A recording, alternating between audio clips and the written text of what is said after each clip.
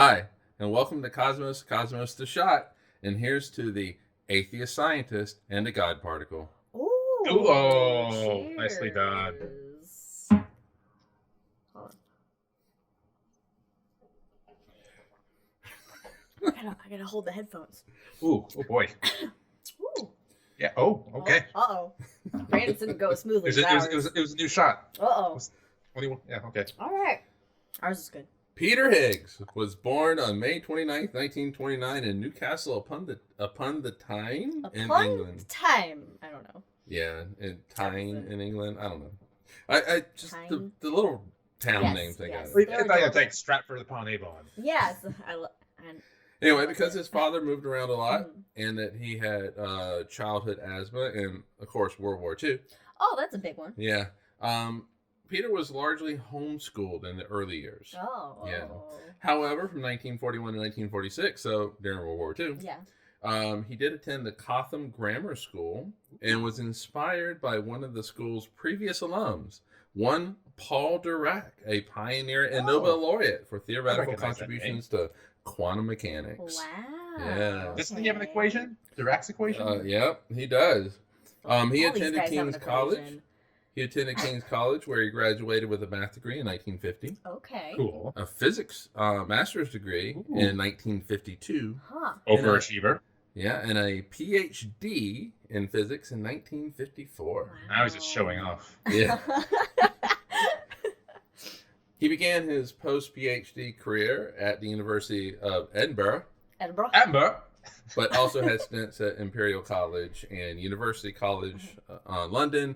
But he did return to the University of Edinburgh and stayed there until he retired, which I think was in there. It might have been in the 90s when he retired. But while at Edinburgh, he became interested in how particles got their mass. Oh, yeah. A fundamental question. So everything is made of particles. Yes. Some particles, like photons, are massless and they zip around at the speed of light. Pew, pew. Pew, pew, pew. Yeah. Others, like electrons and quarks, though, they do have mass. But the question is, how did they get their mass when everything right after the Big Bang was massless and moving at the speed of light? So how did they get their mass? Tiny chicken nuggets. Yes. So in the early 1960s, Higgs postulated the existence of what is now called the Higgs mechanism. There's going to be a bunch of things named after Higgs. Okay. And that came about when the electromagnetic force and the weak nuclear force, split in the early moments after the Big Bang. And this created a field called the Higgs field. Okay. And that gives mass to quarks and leptons. And these particles interact with the field. They get their mass. The more mass of the particle, the more it interacts with the field. Photons, they don't give a shit about the field, so they don't interact with it, so they're massive. Yeah, I know, right? But Higgs came up with the fundamentals of this theory after a failed camping trip in the Scottish Highlands. I don't have any details. No, that's how it failed? That's the juicy parts. No, what? Did it rain? Were there bears? It had to have been raining. Can't believe you missed the goddamn story. Like a serial murder, Jason situation? What's great is you can fill in the blanks. I will. Yeah, I could not get any details about the failed camping trip. Sounds like a good room for some nerdy fan fiction. Writing it down right now.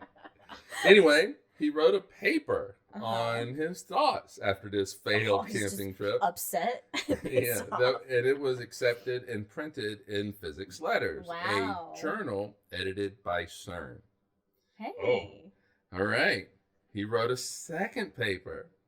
And it was rejected by CERN. Wow. Oh, okay. That happens. Because it had, and I quote, no obvious relevance to physics. Oh, what's he writing about? Ponies? Base. Like the Higgs mechanism, the Higgs field, all that kind of How stuff. is that not related to physics? I don't know. It's all physics. I know, right? Anyway, it was accepted and printed in Physical Review Letters. And a third paper was also on the subject of how things get their mass was also printed. So those three things. The theory predicted the existence of a new particle called the Higgs boson. Hey. Everything's named after him. Hey, you think when he gave hugs, they were called Higgs hugs? Higgs hugs. Nice. It reminds me of the Futurama joke when Hawking's on there. I call it Hawking radiation. I call it a Hawking hole. I call this a Hawking car. Nice. Anyway, the Higgs boson is also known as the God particle. Oh, you missed a word. Ooh. You missed a word. Which, by the You way, missed a word. You missed a word. What word? It's known as the God particle, but the full name, which I think you're getting at. I just know it as the God particle. Oh no! So why is it called God particle? Because of the full name. What's the full name? What's the full name? It's so difficult to find it that he called it the goddamn particle, but they just shortened it to God particle. He actually hated the name. Really? Yeah, He it's called the hated the name. goddamn particle. Yeah, he hated the name. That's so much better. Anyway. Goddamn particle. The search began to find this elusive particle, and on July 4th, 2012, 48 years after it was predicted, I remember CERN Yeah. announced its discovery. Ironically, the same organization that rejected his second Take that, CERN. his second paper announced the existence of the Higgs boson. That's some good old revenge right there. Yeah. So that was in 2012, and they quickly handed out a Nobel Prize. Oh, yeah. A year later. Sorry. Yeah, Here you go. Apologies. Yeah, so in 2013, he and Francois Engelbert and Englert. I'm sorry, Englert. Not I like the Engelbert. laugh you have. Englert. Happy. It just sounds like Engelbert? he's a singer, He's like a Okay. crooner from the 1950s, 40s.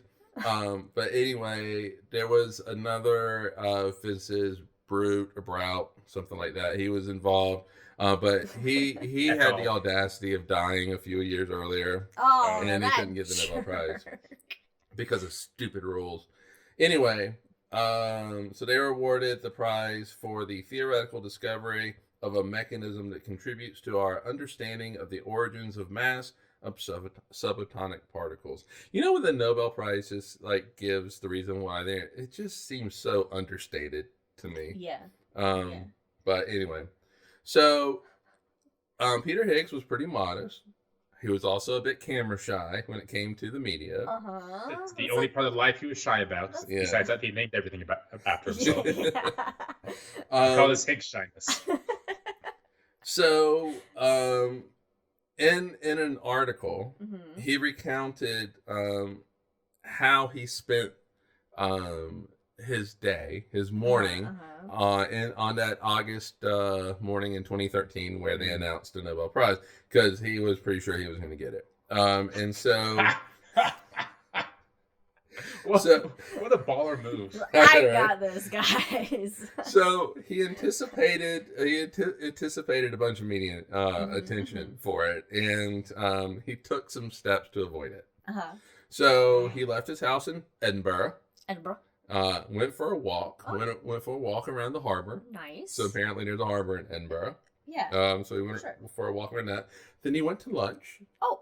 And That's to nice. an art exhibition. I imagine he had an egg salad sandwich. I don't know. What a delightful day that I is. Yeah. know. So on his way home, he actually ran into a former neighbor of his. Oh. And they started chatting, and the former neighbor congratulated him on his award. And his response was, quote, "What award?" So, he knew he was going to get it. He knew it. But anyway, Peter Higgs, he died recently after a short illness at his home on April 8, 2024. He was 94 years old, and that is the story of the atheist scientist and the goddamn particle. Goddamn particle. Love it. So, follow us on all the things. Check out the shot. Check out our main episode, and cheers, everybody. See you next time. Bye. Bye.